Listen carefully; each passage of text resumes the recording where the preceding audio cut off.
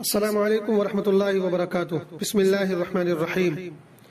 بے قراری اور بے چینی کے وقت یہ دعا پڑھیں۔ حضور پاک علیہ الصلوۃ والسلام نے ارشاد فرمایا کہ پریشان حال، بے چین اور بے قرار شخص کو یہ دعا کرنی چاہیے: اللہم رحمتک ارجو فلا تکلنی الی نفسی طرفۃ عین واصلح لی شأنی کلہ لا الہ الا انت۔ اللہم رحمتک ارجو فلا تکلنی الی نفسی طرفۃ عین واصلح لی شأنی کلہ لا الہ الا انت۔ اللہم رحمتک ارجو فلا تکلنی الی نفسی طرفۃ عین واصلح لی شأنی کلہ لا الہ الا انت۔ یہ دعا پڑھیں گے تو انشاءاللہ بے چینی اور بے قراری دور ہوگی اور گھبراہٹ بھی دور ہو جائے گی۔ اس دعا کا مطلب بھی بڑا شاندار ہے، بڑی پیاری دعا ہے۔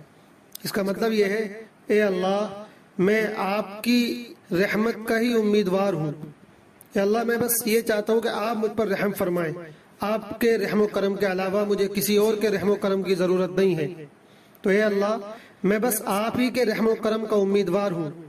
فلا تکلنی الی نفسی طرفۃ عین، اے میرے خدا، مجھے خود میرے حوالے بھی مت کیجیے گا، ذرا سی دیر کے لیے بھی مجھے صرف اپنے حوالے کیجیے گا۔ میں صرف آپ کے بھروسے پر اور آپ کے رحم و کرم پر ہوں، مجھے میری ذات کے حوالے بھی مت کیجیے گا تھوڑی دیر کے لیے بھی۔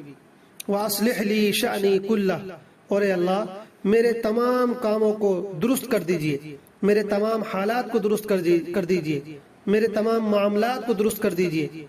لا الہ الا انت، آپ کے سوا کوئی معبود نہیں، آپ ہی اکیلے معبود ہیں۔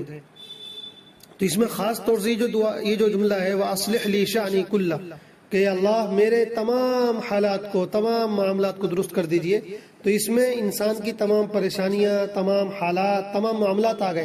اور انسان جب دل سے یہ دعا کرے گا تو انشاءاللہ اس کی تمام پریشانیوں کا حل ہوگا اور اس کی گھبراہٹ اور بے چینی دور ہوگی۔ یہ دعا ابو داؤد شریف کے اندر آئی ہے اور حدیث کا نمبر ہے 5090۔